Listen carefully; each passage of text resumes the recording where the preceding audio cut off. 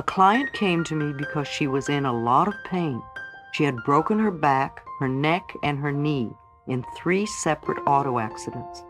Yet she was late, got lost, and then was stuck in traffic. It was easy for her to tell me all her problems, but the minute I said, "Let me talk for a moment," all sorts of turmoil began. Her contact lenses began to bother her. She wanted to sit in another chair. She had to go to the bathroom. Then her lenses had to come out. I could not keep her attention for the rest of the session. It was all resistance. She wasn't ready to let go and be healed. I discovered her sister also had broken her back twice, and so had her mother. Another client was an actor, a mime, a street performer, and quite good at it. He bragged at how clever he was at cheating others, especially institutions. He knew how to get away with almost anything, and yet he got away with nothing.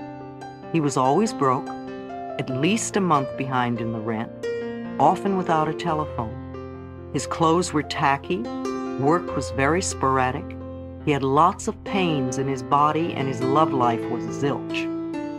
His theory was that he couldn't stop cheating until some good came into his life.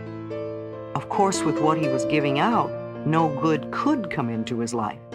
He had to stop cheating first. His resistance was that he was not ready to let go of the old ways. Leave your friends alone.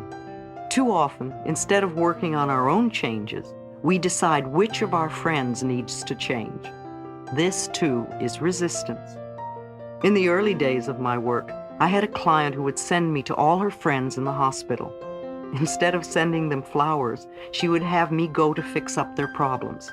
I would arrive with my tape recorder in hand, usually finding someone in bed who didn't know why I was there or understand what I was doing. This was before I learned never to work with anyone unless they request it. Sometimes clients come to me because a friend has given them a session as a present. This usually doesn't work too well, and they seldom come back for further work. When something works well for us, we often want to share it with others, but they may not be ready to make a change at that point in time and space. It's hard enough to make changes when we want to, but to try to make someone else change when they don't want to is impossible, and it can ruin a good friendship. I push my clients because they come to me. I leave my friends alone. Mirror work. Mirrors reflect back to us our feelings about ourselves. They show us clearly the areas to be changed if we want to have a joyous, fulfilling life. I ask people to look in their eyes and say something positive about themselves every time they pass a mirror. The most powerful way to do affirmations is to look in a mirror and say them out loud. You are immediately aware of the resistance and can move through it quicker. Use it often for affirmations and to check where you are resisting and where you are open and flowing. Now, look in a mirror and say to yourself, "I am willing to change." Notice how you feel. If you are hesitant, resistant, or just don't want to change, ask yourself why. What old belief are you holding on to? This is not a time to scold yourself.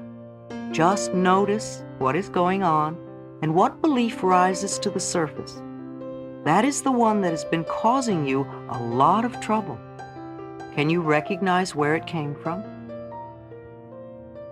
When we do our affirmations and they don't feel right or nothing seems to happen, it's so easy to say, "Oh, affirmations don't work." It's not that the affirmations don't work.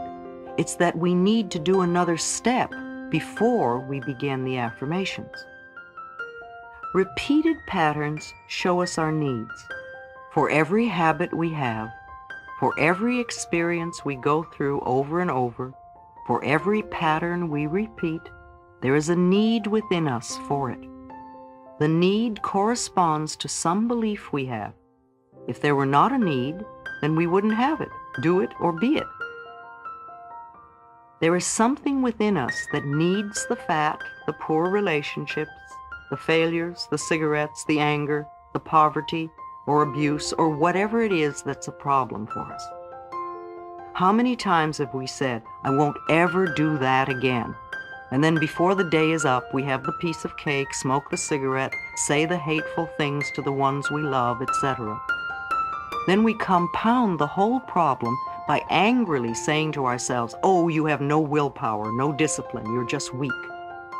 This only adds to the load of guilt we already carry. It has nothing to do with willpower or discipline.